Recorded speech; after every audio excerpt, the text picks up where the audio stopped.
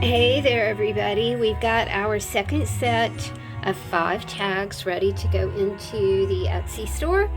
We are listening to Chris rehearse downstairs, and because I'm going to get flagged over that, we're listening to Celtic Medieval Tavern Music. It's a non-copyrighted piece on YouTube.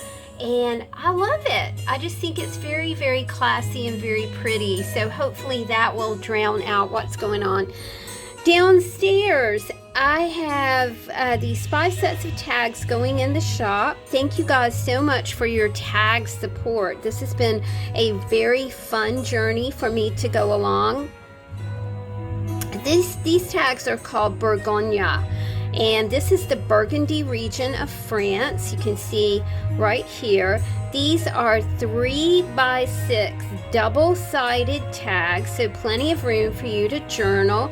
Maybe journal about a journey, because these do have a little bit of French inspiration on them as well. These tags are 4 for $6, and we do $1 shipping on them. I found that the best way to package these, y'all, and keep shipping down is to simply wrap them in saran wrap and put a nice sticker on it, and then put it in a regular size envelope. That just kind of seems to be working at the moment. I'm trying really hard, y'all, to keep shipping prices down. It seems like every single time I go to the post office, something is more than what it's supposed to be to ship it. You know, according to Etsy, you'll get a shipping calculation, and like 9 times out of 10, that sucker is wrong. So I'm really trying to create things that I can ship a little more easily and with a little more certainty as to the price of everything. This is Mais Oui. If you are familiar with Agatha Christie and Inspector Poirot, you know that Mais Oui means but yes. Mais oui, mon frère, as he is very accustomed to saying to his compatriot Hastings. I love Inspector Poirot. I read it constantly on YouTube. I also have read a wonderful Agatha Christie autobiography that it's kind of one of those things that I read in rotation. I also read Jane Eyre. I also read Pride and Prejudice. Those are just 3 things that are just always like in rotation on the side of my bed. I know that sounds crazy, but I like to reread things. I would love to know if you guys have like your rereading favorites. All right, this one is called Love Every Day.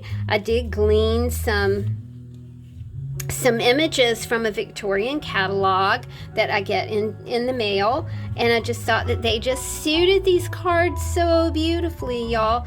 These are, like I said, double-sided, sewn with an eyelet at the top. Y'all, I cannot do that eyelet thing anymore. It is killing my elbows, it's killing my hands, and the subsequent tags that will be coming out of the shop will just feature, they'll feature one of those whole reinforcements up here, which is really pretty, I think.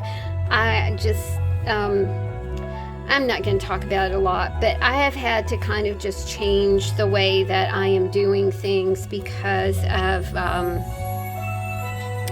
some little issues with my digits. But you know what? I got my digits, and in the current environment, we just have to be, every time I start to whine or complain about something, like the other day, I was washing dishes, and I hand wash my dishes, and it's like, I'm just really, really tired of washing so many dishes. And then I started to think of those precious souls in Ukraine not having dishes, not having a home, not having hot water, not having anything to eat, not having water in general, not having safety, not having security. And I just really went into a rampage of appreciation, if you're familiar with Abraham, about the goodness and the blessings that I have in life. I also am one of those people that as I am counting my blessings, it makes me feel slightly guilty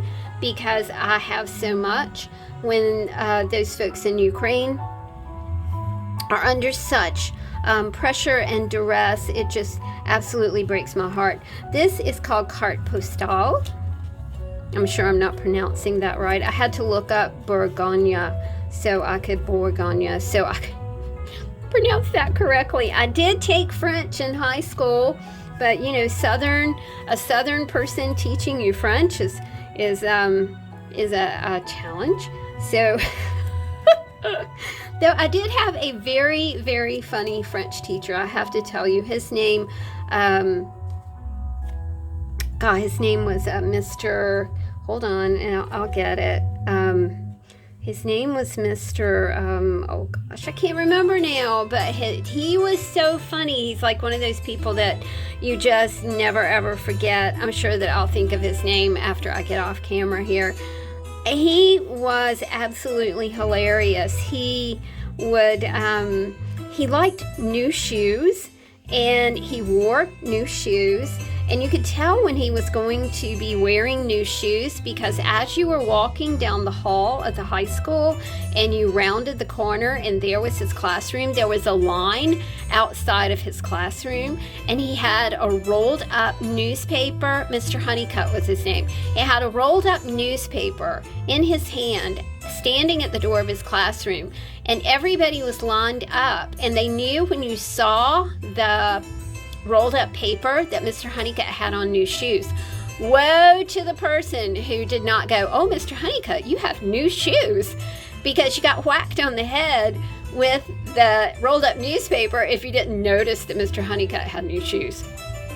He was so funny, and he has passed away, but he's just like one of my sweetest memories in the whole wide world. Was my high school French teacher. He was just awesome. That's all there is to it. All right, guys, I'm putting the little belly band back on this one. So we have these in the shop.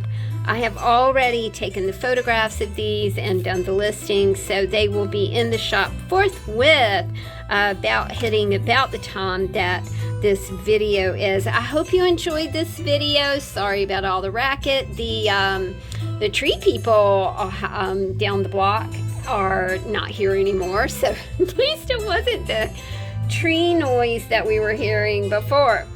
I hope y'all have a really good day. Please stay posted, y'all. I have other new things ready to go into the shop today. Thanks for hanging out with me, y'all. See you later. Who was your favorite high school teacher? Tell me all about it.